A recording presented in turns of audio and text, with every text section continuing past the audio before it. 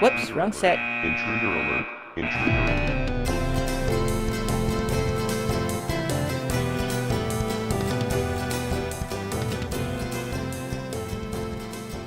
Howdy y'all, it's TJ and welcome back to our realm. It's been a little while since I've done a TJ's Top Read, so I thought I'd get back to it.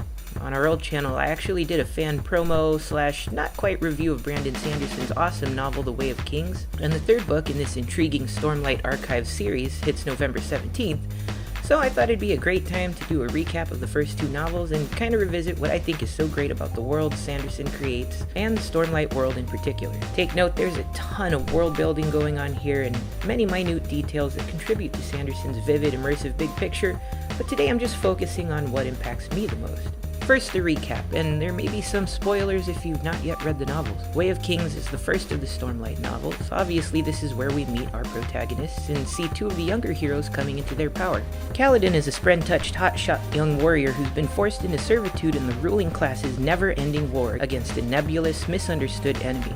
Despite his elevated sense of honor, which is what attracted his fairy-like spren Syl to his side to begin with, Kaladin harbors a deep prejudice against the elite Light Eyes race. Past events render his hate of the Light Eyes understandable, but as he grows he begins to understand that his feelings don't fully encompass the truth of the world. His hatred might just be misplaced. In the meantime, he discovers his ability to wield the various powers Stormlight gives him, and begins to put them to use. Shalyn Devar seeks a solution to her family's financial and political woes. At first, she's willing to do nearly anything, including to steal a valuable and powerful soulcaster from a Light Eyes princess named Jasna. Over the course of discovering her own ability to soulcast, Shalyn has a change of heart and alters her previous plan. Eventually, in the next book, she comes into contact with Kaladin and adventure ensues. Dalinar Kholin is the High Prince of Alethkar, whose brother was assassinated by the mysterious Seth at story's beginning.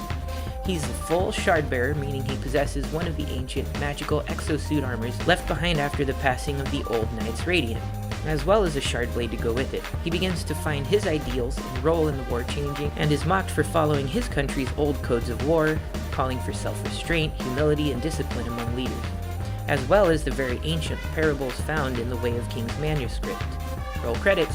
As if the weight of leadership and the jeering of his peers weren't enough, Dalinar also suffers visions during the dangerous ice storms that plague the continent. Many of the other supporting characters get their due chapters. The previous three are the ones we're most concerned with. The second book, Words of Radiance, picks up with Kaladin having become Dalinar's bodyguard, and just gets crazier from there.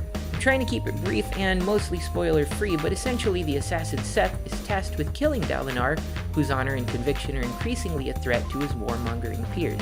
Obviously, this brings about a confrontation with Kaladin, and the two discover an interesting commonality.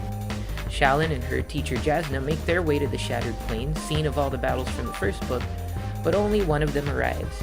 Meanwhile, the heretofore mysterious enemy, the Parshendi, have discovered a new magic that may allow them to bring this long battle out of a stalemate and toward their victory. Some among them think this new form of magic unwise, but hotter heads prevail, and a storm, magnitudes more devastating than a typical high storm, is summoned. The Alethi are rescued by Shalyn's genius, and through use of an old artifact are saved from mortal danger. At last, the ancient city of Urthiru is found, as Dalinar declares himself among the revived Knights Radiant, and thus we are promised some pretty interesting material for the future. Obviously, there's so much more in these very long novels, way too much to cover in anything but analysis or spoiler video, so I highly recommend you head out and reread or catch up and enjoy the blessing of this awesome fiction. For now, on to some of the elements that I love most in these books. The Shard Blades. I've played way too many video games in my time, and the thought of these magic-infused, sometimes sentient blades in their various shapes and forms is just too much. Each one is unique, and some can be affected by the wishes of their wielders, and man, I just want one. The Shard Blade itself, I just think it's so cool that we've got what I imagine is basically Hulkbuster Iron Man suits, fueled by the magic of the storms. The armor regenerates and otherwise makes its user into a sick, totally overpowered human tank. The Windrunner powers. Kaladin has them, and they're everything you'd want. He can mess with gravity and apply an almost telekinetic pressure on other objects. This means flight at the least, with some very mind-bending maneuvers, and everything that comes with your typical telekinetic at most. I'd take this over the Shardblade and sword. And these are just a few of the things we love about Sanderson books. There's well thought out magic systems with reasonable consequences and great controlling factors. And it's not just all the superficial, fun fantasy tropes laid out with artistry and polish. We've also got nicely developed characters with believable motivations and often touching backstories. I, for one, cannot wait for the revelations coming in Oathbringer to get back to that vibrant, dangerous world of Roshar and catch up with these characters I so quickly grew attached to. If you haven't already, I hope you'll give all the Stormlight Archives a read and grab some other Sanderson books while you wait with me for the next one. Until then, this has been TJ's Top Reads. Thanks for watching.